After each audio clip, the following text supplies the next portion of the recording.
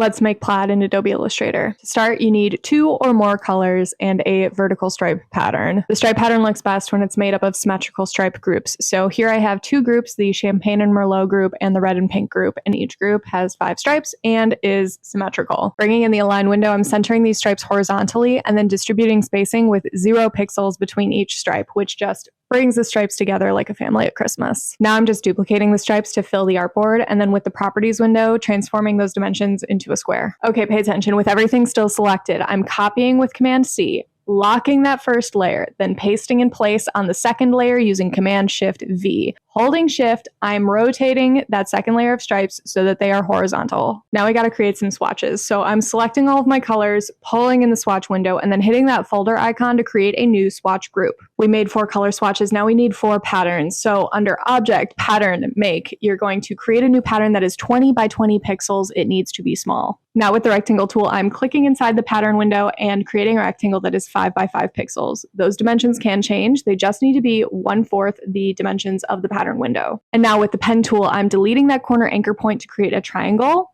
duplicating that triangle, repositioning it, and reforming that square. It's just now divided diagonally. And finally, I'm repositioning that square and duplicating it a bunch to fill that pattern window. From here, I'm deleting the triangles in every other diagonal to create that seamless stripe pattern. We set it up this way so that it would be seamless. Okay, this is important. Now that we are done, we are not hitting done. We are hitting save a copy, and then we're going to name this pattern after the color that we just used. Okay, now pulling in the swatch window, I'm going to change the fill on all of the triangles in that pattern window to a new color that's in my swatch group. And then once again, hitting save a copy, naming it after that color. Each of the colors in your swatch group are going to get a corresponding stripe pattern within the swatches window. Okay, finally the exciting part. This is where it all comes together. With the swatches window still visible and that bottom layer still locked, I'm going to select one of my stripes, hit select, same fill color. That grabs all of the stripes that are the same color. I'm going to change the fill on those stripes to the corresponding stripe pattern within the swatches window. You can literally see the plaid pattern starting to emerge